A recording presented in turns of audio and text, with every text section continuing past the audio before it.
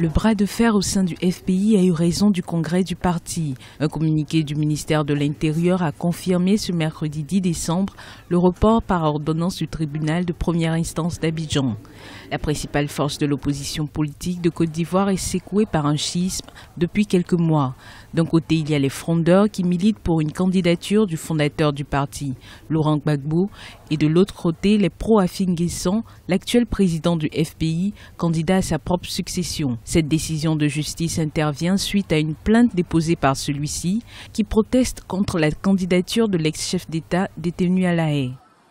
Le ministre d'État, ministre de l'Intérieur et de la Sécurité appelle au respect de cette décision et prévient contre toute tentative de trouble à l'ordre public.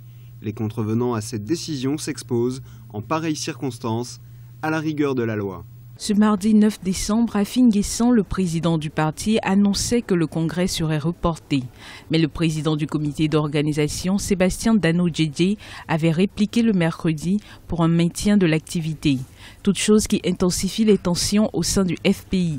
Donc on va entrer dans une logique peut-être insurrectionnelle ou conflictuelle. Sinon, tant que ce gouvernement est là, ce sera difficile pour les dissidents de se faire reconnaître et d'exercer librement parce que le seul président qui est reconnu du FPI, c'est Afin Guesson. Donc la crise s'aggrave et Laurent Gbagbo doit trouver un moyen de faire en sorte que le FPI sorte des griffes de la justice ivoirienne et du gouvernement ivoirien pour se retrouver en famille et trouver une solution consensuelle.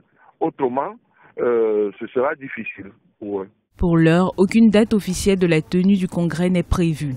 Congrès qui permettra l'élection du nouveau chef du FPI. Alors que l'urgence de cette décision n'est plus à démontrer, la présidentielle de 2015 oblige.